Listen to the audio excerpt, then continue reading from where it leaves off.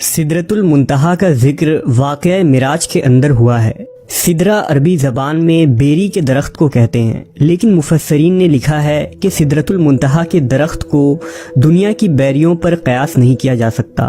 اللہ ہی جانتا ہے کہ وہ کس طرح کی بیری ہوگی۔ اور منتہا کے معنی انتہا یا آخری حد ہے، یعنی یہ وہ مقام ہے جہاں سے آگے مخلوق کو جانے کی اجازت نہیں۔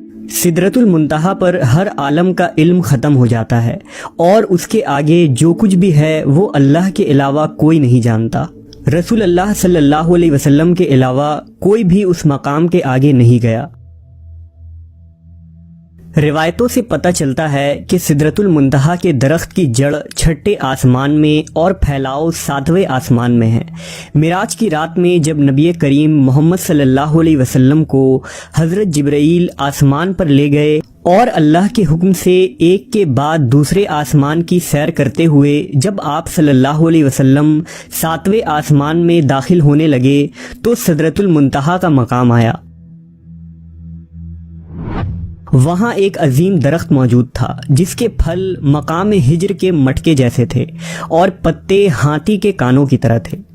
ہجر دراصل قوم عاد کی مملکت کا دارالسلطنت تھا، جہاں کے پتھروں اور پکی ہوئی مٹی کی مصنوعات بہت مشہور تھیں۔ 17ویں صدی میں شام، لبنان اور روم کے علاقوں میں سدرہ نامی ایک درخت پایا جاتا تھا۔ دنیا کی بدلتی آب و ہوا اور کلائمیٹ چینجنگ کی وجہ سے سال 1937 میں اس درخت کی نسل ہی ختم ہو گئی۔ مورخین اور ماہر نباتیات نے اس درخت کی اونچائی 150 فٹ اور گولائی 40 فٹ لکھی ہے۔ اس درخت میں ہونے والے پھل بالکل ہجر کے مٹکوں کے مشابہ تھیں۔ اس تاریخی درخت کے جلال اور عظمت کو دیکھ کر انسان حیرت میں ڈوب جاتا ہے، جو اپنے دور کا ایک عظیم اور خوبصورت درخت تھا۔ بائبل مقدس میں بھی اس درخت کا تذکرہ ریز کے نام سے کیا جاتا ہے۔ حضرت سلیمان، حضرت موسیٰ اور عیسیٰ علیہ السلام کے ارشادات میں بھی بڑے ادب کے ساتھ اس درخت کا نام ملتا ہے، جس میں اس کی عظمت بیان کی گئی ہے۔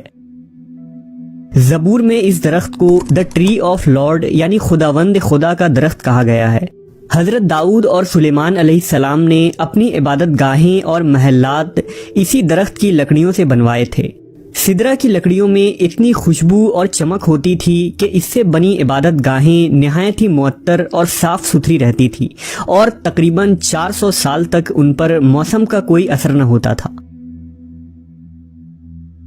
شام و لبنان اور یونان کے علاوہ سدرہ کا یہ درخت ہندوستان کے ہمالیہ سلسلوں میں بھی پایا جاتا تھا، جسے دیودار کہا جاتا تھا۔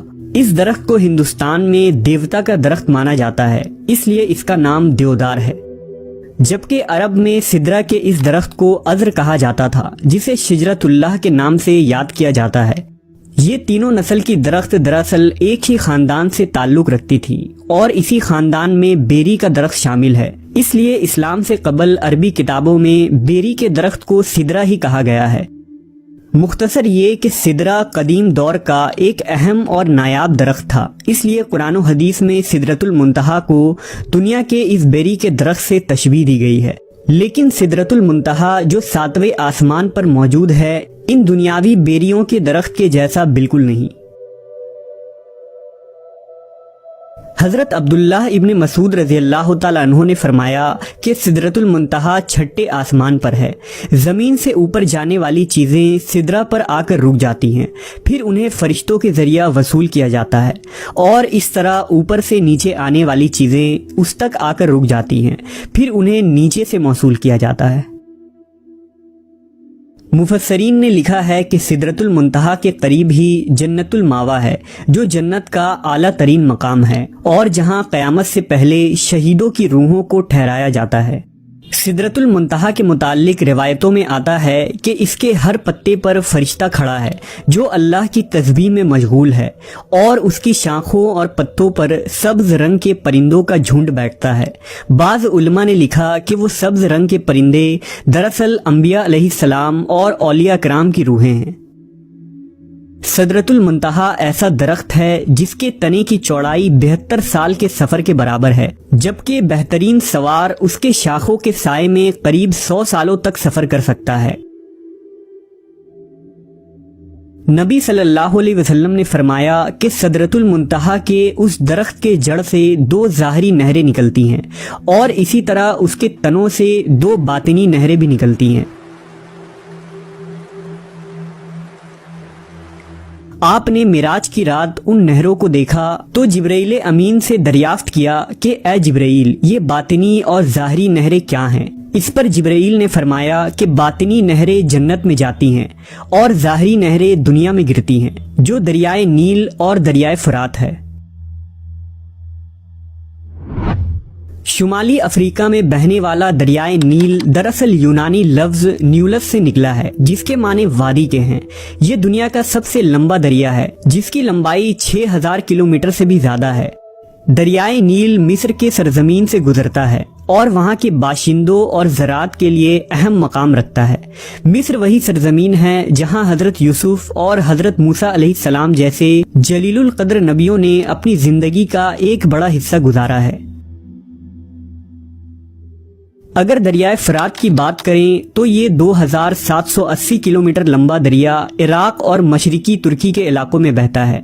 ये वही दरिया है जिसके किनारे नबी सल्लल्लाहु अलैहि वसल्लम के प्यारे नवासे इमाम हुसैन अलैहिस्सलाम को करबला नामी मकाम पर शहीद किया गया था।